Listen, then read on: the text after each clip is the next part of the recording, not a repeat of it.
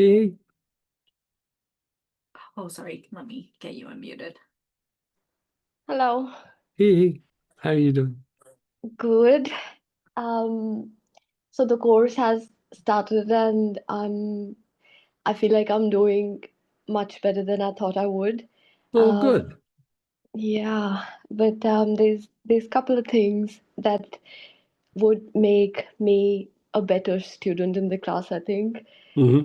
There are times when I feel like um we're in a conversation and in my head I'm already on the finish line and the other person is talking, but in my head I'm already like I know where they're going with what they're saying, but rather than slowing down, and I feel like I'm too fast, but that's in my head. And then yeah, I feel like it would be better if I'm a better calm listener and I let the other person finish what they're saying and then respond. So I don't know, but in my body at the same time during the conversation, there is so much going on that it's shaky. So, You are getting shaky. pardon? You are getting like shaky a little bit. Yeah, in the body I'm shaky, but in my head I'm already on the finish line of what they're saying. And so it does come across like too fast, too soon, but that's not what's going on inside. That's not how I want to be. I don't know. And like when this is happening, are you aware of your breath at all? Like how's your breathing? I am not aware of my breath at that time. It's just a mumbo jumbo going on inside. I just want to get out of that conversation, but um, that is the anxiety of the group. And I think if I am calm, the whole room would be calm because I do feel that when I am anxious, of course, there's tension. And then that brings guilt because it's like, hang on a second, what am I bringing to the room? I want to add calmness and not this. So then it's not just the anxiety, but it's also the guilt. Mm, okay.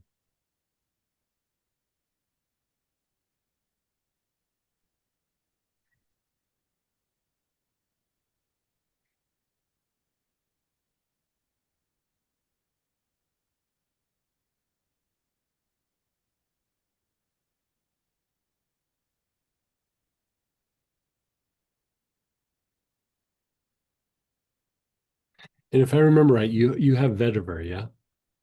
I do put it on my feet, on my lower legs before I go to the. It's worse when I'm on campus. On Zoom, I still settle down a little bit because I'm at home, but on campus, it's like I'm a little bit jittery.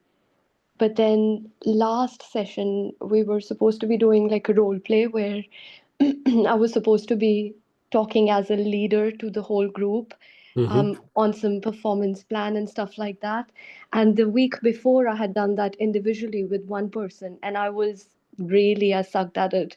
The teacher was like, I was like, and the teacher was like, why are you looking at me? Look at her. So I came home and I was like, okay, I got to do it better. And so I practiced it a little bit. How would I perform in Hmm. front of the group? And so when I went to the group, one of the classmates, she called me after the class and she said, Priya, when you were talking, the whole class was pin drop silence. And so I stood up and I presented, but I feel like I did great. But Hmm. I push, maybe I was a little bit too much in my head, but maybe I'm just too self-critical also at the same Yeah, time. yeah. Too much in your head and like like a disconnect from the body. The What kind of frankincense do you have? Just the sorry, just the normal one. I do have a little tiny black frankincense. Okay.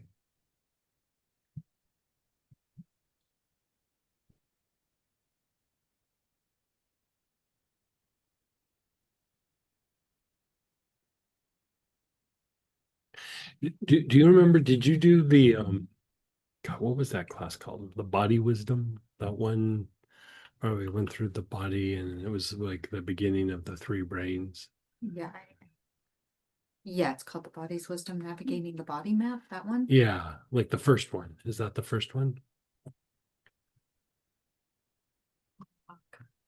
Did you do like any of the, like the body map or navigating the body map? This was the one, that's one that has the deities. No, the other one, the one before that. Okay. Like I don't think I've done any of the body mapping okay, ones. you didn't. Um,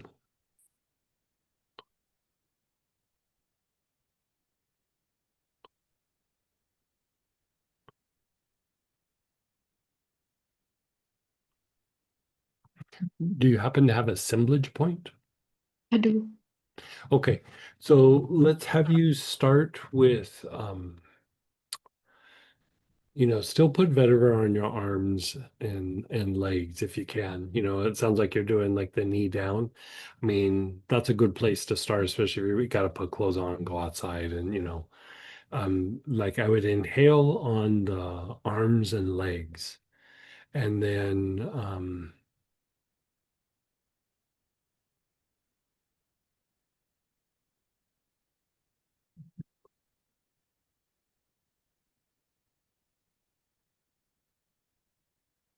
I mean, select something.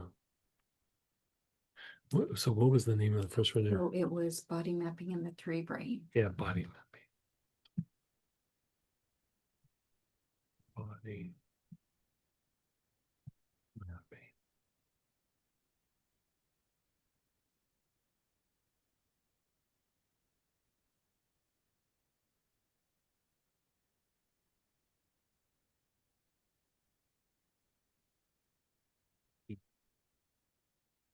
Okay. Um, do you have like some form of rose, like rose or jasmine? I've got them both. Okay, so choose one of them. The blend we used was violet flame, so rose or jasmine should be sufficient. Actually, instead of the assemblage point on the arms and legs, do either rose or jasmine and inhale it into, do that thing where you do kind of body awareness, but now you're doing body awareness on the arms, like observe it for a little bit and then inhale on the arms and then the legs. And then from there, assemblage point, do the whole pelvis, like the hips, the sides of the hips, the front of the hips, the floor of the pelvis, like the whole pelvic girdle, but all the way up to the navel. So the lower abdominal area, and then also the low back area, all the way up to the Mingmen or the backside of the navel. So you're going to do that with assemblage point, and then So I would be covering that whole area, front, back, and bottom in the one awareness, or split yeah, it into. in the Yep. one, Okay. like there's going to be times where your awareness is probably drawn to a particular area, but like you're just going to try to practice awareness on that, like the pelvis, and then the low abdomen and low back at the same time. And then let's see, monk's anointing oil. What would be a single oil for that? When you said violet flame, I have a feeling I may have violet flame Oh, if from you have one. that, use that for that Okay. first piece. Yeah, so you don't happen to have monk's anointing oil, do you? Unless it's in the auric programming. No. No, it's not. No, Yeah, it's not. No. I'll look and see what it's been in, but Okay. Well, how about for that? Just use like one of your frankincenses and do the abdominal area. And then from there, emotional release. Do you happen to have emotional release? Probably not. Maybe that's a maybe. So let's again, let's have you use rows here, and you're going to do the chest, the upper back, the mid back, and your sides. Like so, you just you could break it up into pieces, but do your chest, your upper, and the middle back, and then the sides. Along your ribs with the rows, and then Yeah, the last piece. Um, So mana is what we use there, and that is in the org programming. yeah, I think it's for light or something. Mhm. And so for that, you're going to work the neck and the tops of the shoulders. yeah. And then the last piece is if you have like tuberose or sacred blue or something like that, will be like the head and the jaws. I've got them both. Perfect. Yeah, I would use tuberose. No worries. So the Yeah. whole head, and then the second part, jaws. And the what? The second Jaws. part, Jaws. Well, you do them all, but make sure that you get to the jaws a lot. Yeah, Yeah. And so the idea is, when you're practicing body awareness, the when we have a disconnection between the mind and the body, we keep trying to resolve things in the environment, but we just try to like make it stop, and like we want to kind of integrate the mind and the body so that the body is not as reactive, because part of what you're feeling is the mind and emotions are in that state, but it's really the body that's actually wound up. And so this kind of helps to go through and calm the body down, and it's part of the process for all of us is to break out of the influence of the physiology, of the body and the physiology. And so even when we feel emotions, until the physiology has been really refined, our heart might get big, but it only gets so big because it's limited by the physiology. And so at some point, when we step out of intellect and go more into the intuitive mind, you kind of start going past the senses and past the body, and you begin to experience more of that astral component. And in that, the heart becomes much more activated. It's very regulating to the physiology, and it will calm and clean up the mind. And so that whole idea of the body mapping was starting like the prep work for like deeper levels of angel work and deeper levels of being able to step out and be able to begin to experience the astral realm or the astral body influence. Because even though we think like people will have that piece of information about the astral body and everything and talk about it as if they're having those experiences, but they're just having that experience in their head. They're not really experiencing it. You have to work pretty hard at it to be able to experience it. And so like when you look at these kinds of reactions, it's the instinct, the instincts are overreacting. There's triggers, there's all kinds of things. And, you just need to keep calming the body down and connecting the mind and the body. Otherwise, you're just always chasing something. You're just always chasing something.